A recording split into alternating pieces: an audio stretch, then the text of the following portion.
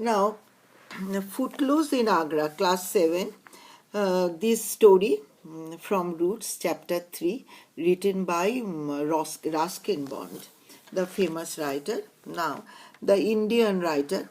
Thus, here the writer, he was going towards Agra. He is in Agra visiting the Taj Mahal. Now, the cycle rickshaw is the best way of getting about Agra. In Agra, actually, the roads are very narrow and congested. Its smooth gliding motion and leisurely rate of progress are in keeping with the pace of life in this old walled city. The rickshaw-man juggles his way through the city. The rickshaw-man juggles his way through the crowded bazaar, exchanging sounds with tanga drivers and pedestrians and other cyclists.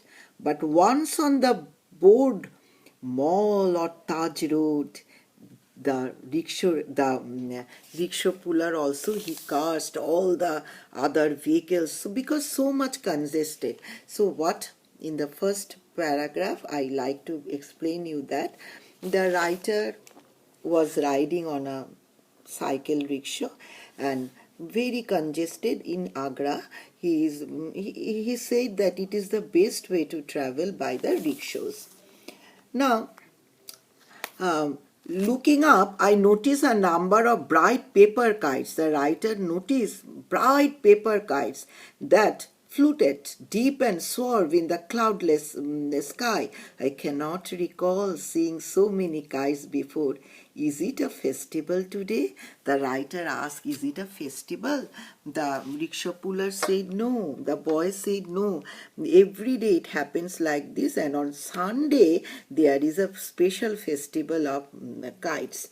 Then the writer said, I came from Delhi, but there I never experienced such type of the things. Then the boy said that Delhi is a so busy city, that's why, Sahib, that's why you have not experienced. Now, there are kite flying competition every Sunday and heavy bets are sometimes placed on the outcome. As we neared the city, I noticed kites stuck in trees or dangling from electric wires, but there are always others soaring up to take their place. I asked the rickshaw puller to tell me something about the kite flyers and the kite makers, but the rickshaw puller is not at all interested to this topic. Now, the rickshaw puller said, Sahib, it is better to visit the Taj. It is better. Now, at night, take me to it. I can lunch afterwards. It is difficult to view Taj at noon. The sun strikes the whole marble, and there is a great dazzle of reflected light. I stand there with averted eyes, looking at everything, the formal gardens, the surrounding walls of red sandstone, the winding river, everything except the monument I have come to see. The writer experienced all the other things, but not the monument, that is the Taj inside.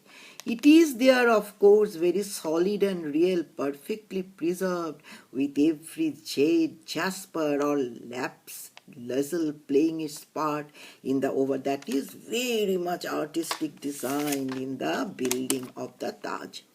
Inside the chamber it is cool and dark, but rather musty, and I waste no time in hurrying out into the sunlight.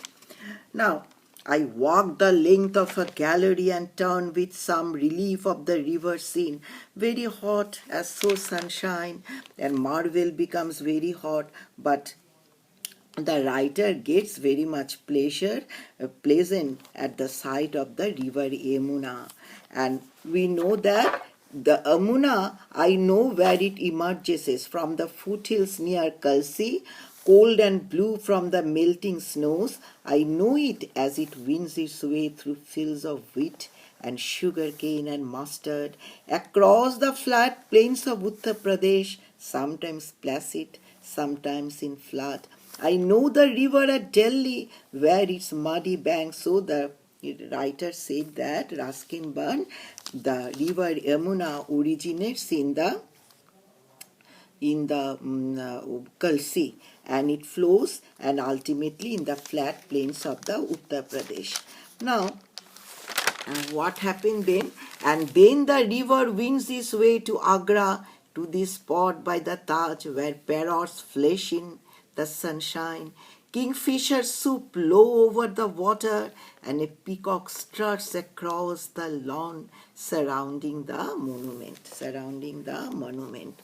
I follow the peacock in a shady grove. It is quite tame and does not fly away. Peacock. The peacock does not fly away. It leads me to a small boy who is sitting in the shade of the tree, feasting on a handful of straw, small green fruit. Now, the writer was very much fascinated looking at the peacock. Now, peacock was sitting in the shady grove, and it is quite tame and does not fly away. I have not seen the fruit, and he was also, after the peacock, very much fascinated by the fruits. What type of fruit?